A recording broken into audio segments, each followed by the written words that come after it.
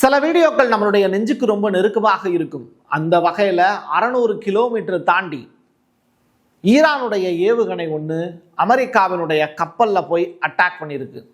இதை வெறுமன வாய் வார்த்தைகளாக பேசுகிறத விட அதை வீடியோவாக நீங்கள் பார்த்தீங்க அப்படின்னா உங்களுக்கான விஷுவல் ட்ரீட்டாக இருக்கும்.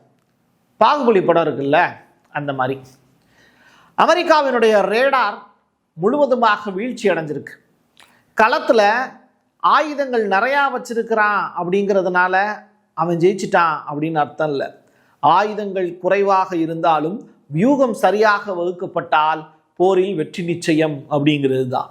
அப்போ ஈரானுக்கு வெற்றி கிடைச்சிருச்சா பிரசாத் அப்படின்னு கேட்டா அந்த கேள்விக்கான பதில் தான் இந்த வீடியோ. டீட்டெயில்டாக பேசுவோமா? வாங்க பார்க்கலாம் உறவுகளே. இது Prasad signature. Prasad signature media broadcasting private limited. நீங்க நியூஸ் ரீடரா மாறணுமா, கண்டென்ட் கிரியேட்டரா உருவாகணுமா, சேட்டலைட் சேனல்ல ரிப்போர்ட்டரா வேலை பார்க்கணுமா, டாக்குமெண்ட்ரி மேக்கிங்ல இருந்து ஜேர்னலிசம் பற்றிய முழுமையான பயிற்சி பெற உங்களுக்கான அருமையான வாய்ப்பு. எங்களை தேடி வாங்க. ஆன்லைன் மற்றும் நேரடி பயிற்சி வகுப்புகளும் சர்டிபிகேட் கோர்ஸாவே கத்துத்தரும். மீடியா துறையில் 10 ஆண்டுகளுக்கு மேல அனுபவம் உள்ளவர்கள் பயிற்சி கொடுப்பார்கள். வாய்ஸ் ஓவர் தொடங்கி வாய்ஸ்லெஸ் பீப்புளுக்காக உங்களை சிறந்த ஜேர்னலிஸ்டா உருவாக்க வேண்டியது எங்களோட பொறுப்பு.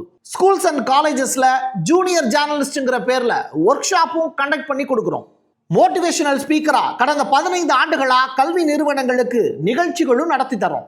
தொடர்புக்கு 9944790333 94493594 prasadsignature@gmail.com. தென்னிந்தியாவின் கட்டடக்கலை ராஜாக்கள் creator constructions and north west interiors உங்களோட கனவு இல்லத்தை பிரம்மாண்டமா கட்டி கொடுக்குறாங்க கிரியேட்டர் கன்ஸ்ட்ரக்ஷன்ஸ். அதோட கட்டி கொடுத்த வீட்டை இன்டீரியர் பண்ணி அழகாக்குறாங்க நார்த் வெஸ்ட் இன்டீரியர்ஸ். தொடர்புக்கு 72907991. உங்களுடைய தொழில் சம்பந்தமான விளம்பரங்களை நமது சேனலில் ஒளிபரப்ப உங்களுக்கான அருமையான வாய்ப்பு.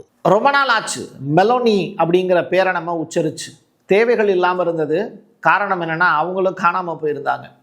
காணாமல் போன அறிவிப்பு அப்படின்னு நம்ம போஸ்ட் அடித்து ஒட்ட வேண்டியதில்லை. போர் நடக்குது அப்படிங்கிறதுனால வாலண்டியராக அவங்களே வந்து பேசியிருக்காங்க. சரி, மெலோனி அவர்களுடைய பேச்சு என்னவாக இருக்கு? இத்தாலியினுடைய பிரைம் மினிஸ்டர் ஈரான் இஸ்லாமிக் குடியரசு அந்த அணு ஏவுகணைகளை வைத்திருக்கிறத நாங்கள் விரும்பலை. ரெண்டாவது, நாங்கள் அதை அனுமதிக்கவும் முடியாது. வளைகுடா நாடுகளுக்கு எதிரான தாக்குதலை ஈரான் நிறுத்தாவிட்டால் எதுவும் மேம்படாது. இது முற்றிலும் நியாயமற்றது அப்படின்னு அவங்களுடைய டோனில் சொல்லியிருக்காங்க. ஒவ்வொருத்தருக்கும் நியாயம் வித்தியாசமாக தான் இருக்கும். இப்போ எனக்கு வந்து பீஸா கொடுக்காட்டி நான் கோவப்படுவேன். இன்னொருத்தனுக்கு பழைய கஞ்சியே கிடைக்கல அப்படிங்கிறத பற்றி கவலைப்பட மாட்டேன். அதுதான் இங்கே இருக்கக்கூடிய நிலைமை. இவங்க பீஸா கேஸ். சரி, அடுத்ததான். And we are ready to stop the war. We are ready for negotiating, but the negotiating should be with the dignity, not dictating something against Iran. We are defending ourselves. We are looking for our right and nothing else. Wow, nice interview அப்படின்னு சொல்லலாம். இப்போது உனக்கு மட்டும்தான் பேச தெரியுமா, எங்களுக்கெல்லாம் பேச தெரியாதா? போர் நடந்துக்கிட்டு தான் இருக்குது. போரை நிப்பாட்டுறதுக்கான வேலைகள் நாங்கள் செய்கிறோம் அப்படின்னு அமெரிக்கா சொல்கிறாங்கல்ல. அதே மாதிரி ஈரான் சைடில் இருந்தும் ஒரு பக்கம் போர் பண்ணிக்கிட்டே நாங்களும் நிப்பாட்டு தான் சொல்கிறோம் அப்படிங்கிற மாதிரியான ஸ்டேட்மெண்ட்டு. அதாவது பேச்சுவார்த்தைக்கு நாங்கள் தயாராக தான் இருக்கோம், ஆனால் எங்களுடைய ரைட்ஸை நாங்கள் விட்டு கொடுக்க மாட்டோம். அதுதான் ஈரானுடைய ஸ்ட்ராட்டஜி. உலகத்தில் இவ்வளவு தைரியமான நாடை நான் வாழக்கூடிய காலகட்டத்தில் பார்க்குறேன் அப்படின்னா அது ஈரான் மட்டும்தான். அமெரிக்கா அப்படின்னு பேரை சொன்னாலே இந்தியா முதற்கொண்டு ஐயாச்சாமி அப்படின்னு சொல்லிட்டு கும்பிடுறே சாமி அப்படின்னு சொல்லிட்டு இப்போ கூண கும்பிடு போகக்கூடிய நாடுகள் மத்தியில் டைரக்டாக வந்து தான் தகுதி உடையவனா இல்லையா அப்படிங்கிறத தாண்டி நீ செய்கிறது தப்பு அப்படின்னு சுட்டி காட்டக்கூடிய ஒரு தைரியம் இருக்குல்ல, அந்த இடத்துக்கு தாண்டா காசு அப்படின்னு சொல்கிற அளவிற்கு ஈரானுடைய செயல்பாடு இப்போது சூப்பராக இருக்குது. இப்போது கமினி அவர்களுடைய பிரதிநிதி டாக்டர் அப்துல் மஜீத் அவர் ஏஎன்ஏக்கு கொடுத்துருக்கக்கூடிய பேட்டியில் தான் இப்போ இந்த விஷயங்கள் எல்லாம் சொல்லியிருக்காரு. ஸோ எங்களுக்கான ரைட்ஸுக்காக தான் நாங்கள் போராடுறோம் அப்படிங்கிறது. ஒரு காட்சி ஒன்று பார்ப்போம். ஒரு ஃப்ளைட் ஒன்று போயிட்டுருக்கு. எங்கே போகுதுன்னு கேட்காதீங்க, அட்டாக் பண்ணுறதுக்கு தான் போகுது.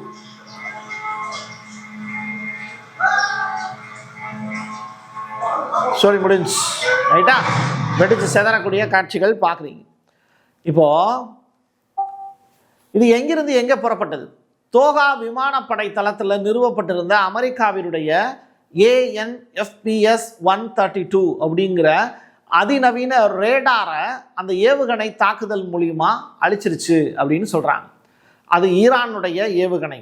ஒரு ரேடார் வந்து எளிமையாக ஏர் டிஃபென்ஸ் சிஸ்டத்துக்கு உதவி செஞ்சு அந்த ஏர் டிஃபென்ஸ் சிஸ்டத்திலிருந்து மிசைல் கிளம்பி வரக்கூடிய ஏவுகணையை அட்டாக் பண்ணுறது. கரெக்டா? அப்போது அந்த ஏவுகணையை வச்சே இந்த ரேடாரை க்ளோஸ் பண்ணிட்டாங்க. அதான் சொல்கிறேன்ல, மிசைல் டு மிசைல் அட்டாக் கிடையாது, மிசைல் டு ரேடார் அட்டாக். அது சக்ஸஸ்ஃபுல்லாக முடிஞ்சிருக்கு அப்படின்னு சொல்கிறாங்க. இந்த ரேடார் வந்து 5000 கிலோமீட்டர் தொலைவு வரைக்கும் கண்காணிக்கக்கூடிய திறன் படைத்தது அப்படின்னு சொல்கிறாங்க. இதை அட்டாக் பண்ணி முடித்த உடனே தான் ஈரான் ஒரு பெரிய சம்பவம் ஒன்று பண்ணியிருக்காங்க. அதைத்தான் அடுத்து நான் சொல்ல போகிறேன். மேற்காசியாவில் சிக்கி இருக்கக்கூடிய இந்தியர்களை தாயகம் அழைத்து வருவதற்கான மத்திய அரசு தொடர்ச்சியாக நல்ல நடவடிக்கைகள் எடுத்து வராங்க. இந்த விஷயத்தில் இந்தியன் கவர்மெண்ட்டை நம்ம பாராட்டியே ஆகணும். தூரத்தில் இருக்கக்கூடிய நம்முடைய உறவுகளை அழைச்சிட்டு வர்றதில்ல அவங்க சிறப்பாக செயல்படுறாங்க. குறிப்பாக ஈரானில் இருக்கக்கூடிய மாணவர்களை இங்கே கூட்டிகிட்டு வர்றதில் அந்த நாட்டு அரசோடு பேசிக்கிட்டு இருக்காங்க. சில மாணவர்கள் வந்துக்கிட்டு இருக்காங்க அப்படிங்கிற தகவலும் ரிலீஸ் ஆகிருக்கு. ஒரே நாளில் 58 சிறப்பு விமானங்கள் இயக்கப்படுங்கிற அதிரடியான அறிவிப்பு. பட் அமெரிக்காவில் அந்த சுச்சுவேஷன் இல்லை. இஸ்ரேலை விட்டு அமெரிக்கர்கள் வெளியேறுவதற்கு அமெரிக்கா உதவுவாங்கன்னு காத்து கிடக்குறாங்க அமெரிக்கர்கள். பட் அமெரிக்கா என்ன சொல்லிட்டாங்கன்னா, இப்போதைக்கு அப்படிப்பட்ட வாய்ப்புலாம் கிடையாது அப்படின்னு ட்ரம்பினுடைய அரசாங்கம் தன்னுடைய குடிமக்களை பற்றி கவலைப்படாமல் இருப்பது வேதனையிலும் வேதனை.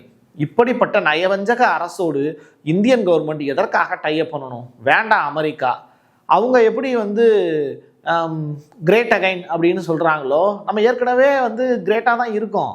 அப்படி இருக்கும்போது எதற்காக அவங்க கூட டைப் பண்ணணும்? இப்போ கூட ரஷ்யாவினுடைய சைட்ல இருந்து ஒரு தூது அனுப்பிச்சிருக்காங்க. இப்படிப்பட்ட ப்ராப்ளம் இருக்கும்போது கூட உங்களுக்கு கச்சா எண்ணெயை குறைவில்லாமல் நான் அனுப்புகிறேன் நண்பா அப்படின்னு சொல்கிறாங்க.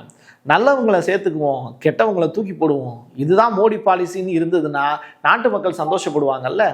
சரி, ஈரானிய ஷாகட் ட்ரோன் பக்ரைனில் இருக்கக்கூடிய ஒரு அமெரிக்க தளத்துக்குள்ள ஒரு முக்கியமான இலக்கை வெற்றிகரமாக தாக்கியது அப்படிங்கிறது தான். யுஎஸ்ஏ எதை டெஸ்ட்ராய் பண்ணியிருக்கு அப்படின்னா, அழிச்சிருக்குன்னா 17 ஈரானியன் மிசைலை அழிச்சதா ரிப்போர்ட் ஃபைல் பண்ணியிருக்காங்க. ஈரான் ஹை ரேட்டில் இருக்கக்கூடிய யுஎஸ்ஏவினுடைய ஷிப்ஸ் இருக்குல்ல, அதாவது கப்பல்கள், அந்த கப்பலை பார்த்து பார்த்து தாக்கிக்கிட்டு இருக்காங்க அப்படிங்கிற தகவல் வெளியாயிருக்கு. அதாவது உனக்கு நான் சலச்சமை இல்லை அப்படிங்கிறத ப்ரூவ் பண்ணக்கூடிய வகையில் இப்போ ஈரானுடைய ஆட்டம் வேறு வகையான ஆட்டமாக இருக்குது. சரி, இப்போ ஒரு காட்சி ஒன்று பார்க்க. ஈராக், நீங்கள் பார்த்துக்கிட்டு இருக்கக்கூடிய காட்சி ஈராக்கில் ஃபுட்பால் கிரவுண்டில் அந்த பசங்கள்லாம் விளையாடிக்கிட்டு இருக்காங்க. அப்போது வானத்தில் மிசைல் வந்து பறந்து போயிட்டுருக்கு. ரைட்டா? இப்போது ஈரான், அமெரிக்கா மற்றும் இஸ்ரேல் இந்த 3 நாடுகளுக்கு இடையில நடக்கக்கூடிய போரை ஈராக் வேடிக்கை பார்க்குதுன்னு வச்சுக்கோங்க. கால்பந்து விளையாடிக்கிட்டு ஓய்வெடுக்கக்கூடிய அந்த வீடியோவை நீங்கள் பார்த்துருப்பீங்க. பசங்களோட கூட்டம் குண்டுவீச்சுக்கு ஆளான ஒரு காலத்தை நினைவுபடுத்துகிற மாதிரி இருக்குது. 2003 ஈராக்கோட அமெரிக்கா போர் பண்ணாங்கல்ல, ரைட்டா? நயவஞ்சகமான போர். அப்போல்லாம் மீடியாக்களுடைய துணை இல்லை. இன்னைக்கு ஈரானுக்கு இருக்கக்கூடிய சப்போர்ட் அன்னைக்கு ஈராக்குக்கு இருந்தது அப்படின்னா ஒருவேளை சதாம் ஹுசைன் அவர்கள் வந்து கொலை செய்யப்படாமல் இருந்திருக்கலாம், அவருக்கான நியாயம் கிடைக்கப்பட்டிருக்கலாம். கோர்ட்டில் வச்சு உனக்கு மரண தண்டனை அப்படின்னு சொல்லும்போது வாதாடுவதற்கான வாய்ப்பு கொடுக்கப்பட்டிருக்கலாம், அன்னைக்கு கொடுக்கல. ஸோ இந்த மாதிரியான விஷயங்கள்லாம் அரங்கேறிருக்கும். அவர் குற்றவாளியா இல்லையா அப்படிங்கிறத பற்றி பேசலை, வாதாடுவதற்கான வாய்ப்பே இங்கே கொடுக்கப்படலை அப்படிங்கிறது தான் பிரச்சனை. சரி, இஸ்ரேலுடைய மேம்பட்ட ஹாம்ஸ் 900 UAV அதை ஈரான் தடுத்து நிறுத்தி வீழ்த்தி முழுமையாகவே அதை கைப்பற்றி இருக்காங்க அப்படிங்கிற தகவல். இது ரொம்ப ரொம்ப எக்ஸ்க்ளூசிவான ஃபோட்டோ. இந்த 2 ஃபோட்டோ இருக்கு இல்லையா, இதை வந்து பார்த்தீங்கன்னா இந்த ட்ரோன் வந்து இப்போ IRGC விண்வெளி பொறியாளர்களுடைய கட்டுப்பாட்டில் இது 2மே இருக்குது அப்படின்னு சொல்கிறாங்க. இப்போது இது என்ன மாதிரியான ஆயுதம், இதுக்குள்ளே என்ன மெட்டீரியல்ஸ் இருக்குது, இதை எப்படி தயாரிச்சிருப்பாங்க அப்படின்னு இப்போ ஈரான் வந்து சோதனைப்படுவாங்க. ஸோ அவங்களுடைய மெட்டீரியலில் இருந்து இது வேறு வகையாக மாறுபட்டிருக்கு அப்படின்னா இதில் இருந்து சில தொழில்நுட்பங்களையும் அவங்க கற்றுப்பாங்க. புரியுதா? ஸோ எதிரிகளுடைய ஆயுதங்கள் கைப்பற்றப்படுவது அவர்களை விட அந்த ஆயுதங்களை வலிமையாக மாற்றுவதற்கான வாய்ப்பையும் எதிரி நாடுகள் உருவாக்கிக்கிறோம். அந்த இடத்துல தான் ஈரான் இப்போ சக்சஸ்ஃபுல்லான ஒரு காரியத்தை பண்ணியிருக்காங்க. ஈரானியன் நேவி அட்டாக் எதை அட்டாக் பண்ணியிருக்காங்க? யூஎஸ்னுடைய வார்ஷிப். அதாவது 600 கிலோமீட்டரை தாண்டி போய் ஈரானிய கோஸ்ட் வந்து இப்போ அட்டாக் பண்ணியிருக்காங்க அப்படிங்கிறது தான் கிடச்சிருக்கக்கூடிய ரிப்போர்ட்டு. இது உண்மையிலேயே பெரிய சாகசமாக சொல்லப்படுது. ஈரானுடைய கடற்கரை பகுதியிலிருந்து 600 கிலோமீட்டர் தொலைவில் இருக்கக்கூடிய ஒரு அமெரிக்க போர்க்கப்பல் மீது ஒரு அட்டாக்கை நடத்தியிருக்காங்க. இந்த ஆப்ரேஷன் எஃபிக் ஃபியூரி அப்படின்னு அமெரிக்காவால் சொல்லப்படுதுல்ல, அதை தவிடுபடியாக்கக்கூடிய வகையில் ஈரான் சக்ஸஸ்ஃபுல்லாக அந்த கப்பல் மீது அட்டாக் செஞ்சு ஈரான் ஜெயிச்சிட்டாங்க அப்படிங்கிறதையும் இந்த இடத்துல சொல்லலாம். இதுக்கு தொடர்பான ஒரு காட்சிகள் நமக்கு கிடச்சிருக்கு எக்ஸ்க்ளூசிவாக பாருங்கள். இதுதான் அமெரிக்க கப்பல். அந்த அமெரிக்க கப்பல் மேலே ஈரானுடைய ட்ரோன் அட்டாக் பண்ணி அந்த கப்பல் வந்து கடலுக்கு நடுவில் வெடிக்கக்கூடிய காட்சிகள் தான் நீங்கள் பார்க்குறீங்க. ஈரான் ஜெயிச்சிருச்சா தோத்துருச்சா கமெண்ட் பாக்ஸில் பதிவு செய்யுங்க.